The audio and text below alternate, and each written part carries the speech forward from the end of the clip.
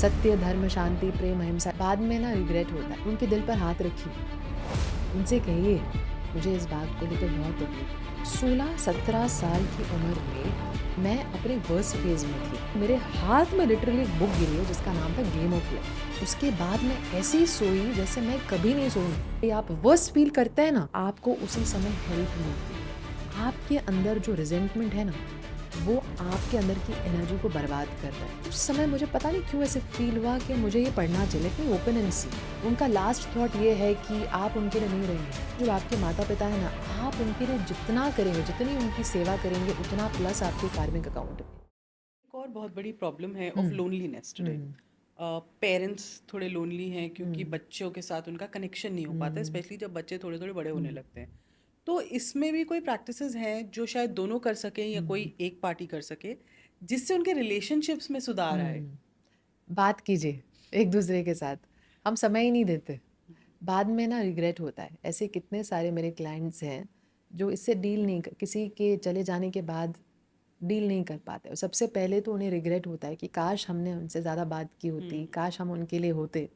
मैं तो ये कहूँगी कि दुनिया जो है, आपकी लाइफ जो है वो बहुत शॉर्ट है। तो आप ये सोचो कि मैं कितना अच्छा कर सकूँ। और स्पेशली जो आपके माता पिता है ना, आप उनके लिए जितना करेंगे, जितनी उनकी सेवा करेंगे, उतना प्लस आपके कार्मिक अकाउंट में। तो ये सोचिए कि आपके नवग्रह बैलेंस्ड हो सकते हैं। आप अपने माता पिता की सेवा कीजिए जितना उनके लिए कर सकें। आपके पार्टनर भी होते हैं, आप अच्छा बोलो, उनके साथ समय बिताओ।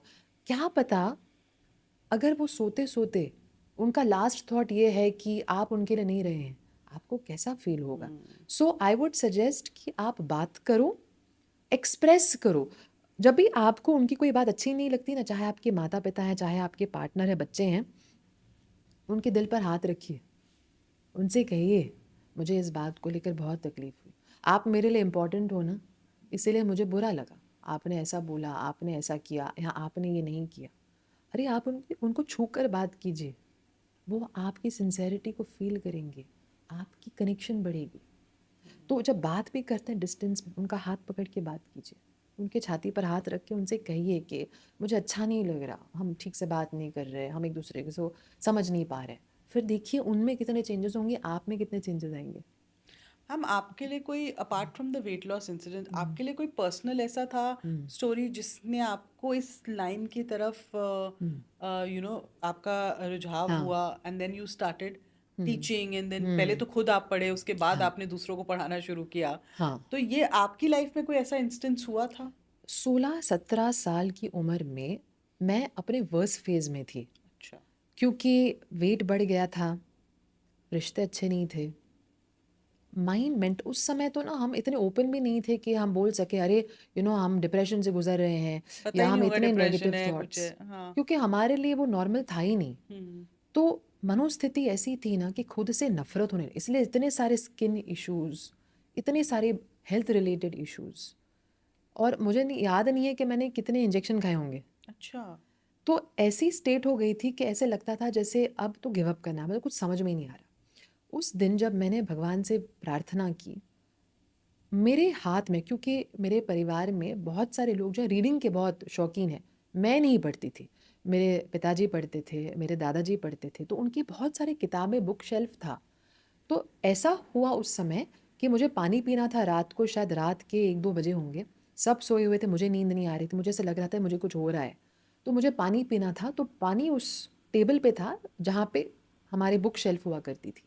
तो मैं उठी पानी पीने के लिए, मेरे हाथ में लिटरली एक बुक गिरी है जिसका नाम था Game of Life. Florence Scovel Shinn की बुक है। अच्छा। पता नहीं क्यों मैं कभी भी नहीं पढ़ती थी कोई भी बुक। मुझे लगता है 16 साल तक मैंने कोई बुक नहीं पढ़ी। उस समय मुझे पता नहीं क्यों ऐसे फील हुआ कि मुझे ये पढ़ना चाहिए। लेट मी ओपन एंड सी। जो मैंने रैंडमली खोली, और पहला पैराग्राफ जो लाइन मैंने पढ़ा है कि आपके अंदर जो रिजेंटमेंट है ना, वो आपके अंदर की एनर्जी को बर्बाद कर रहा है। अगर आपको ऐसे लग रहा है कि आपको गिव अप करना चाहिए, कुछ नहीं हो रहा, तो ये ज़रूर ट्राई करो। उन्होंने ये एक्सरसाइज दी थी, तो मुझे ऐसे लगा जैसे ये शायद मेरे लिए है, मुझे करना चाहिए। उस समय पता नहीं क्या हुआ, पूरी रात मैं बैठकर मैंने उस बुक को ख़त्म कर दिया। सुबह तक मैं सोई ही नहीं, और हो सकता है शायद 6 बज गए हों। उसके बाद मुझे नींद आ गई। उसके बाद मैं ऐसी सोई जैसे मैं कभी नहीं सोई हूँ। मुझे ऐसा लगा जैसे महीनों बाद मैं सोई हूँ, मुझे इतना अच्छा।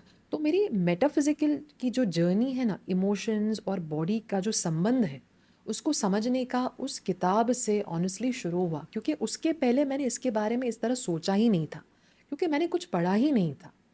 उसके बाद मैंने समझा कि हमारे जो ग्रंथ हैं, जैसे कि भगवत गीता हो गई, श्रीमद् भागवतम हो गया, इसमें इतनी सारी चीज़ें हैं जो हमें सिखाती हैं कि हमें कैसे बोलना है, हमें अपने शरीर का देखभाल कैसे करना है, हमें अपनी स्पिरिचुअल कनेक्शन को क्यों बढ़ाना चाहिए, क्या होता है भगवान से जुड़ना।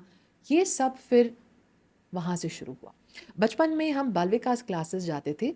श्री सत्य साई सेवा ऑर्गेनाइजेशन के बाल विकास क्लासेस होते हैं। आई थिंक फाउंडेशन वहाँ से हुआ, क्योंकि अगर वो फाउंडेशन नहीं होता तो शायद वो ग्रेस नहीं आती, शायद उस समय वो बुक नहीं गिरता।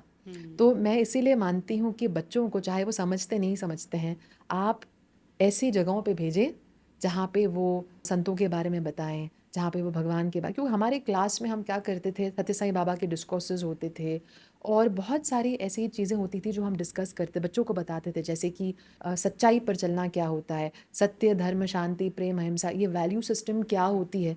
तो भले ही हम इतना समझते नहीं थे, लेकिन हमारे अंदर वो चीज़ें इंस्टिल जाती होता थी। था। तो मुझे लगता है शुरुआत वहाँ से हुई, और वो भी हमारे गुरु की कृपा होती है, भगवान की कृपा होती है कि जब आपकी मुश्किल घड़ी आप वर्स्ट फील करते हैं ना, आपको उसी समय हेल्प मिलती है, उसी समय आपका जीवन बदलने के लिए ना कोई साइन भगवान भेजते हैं।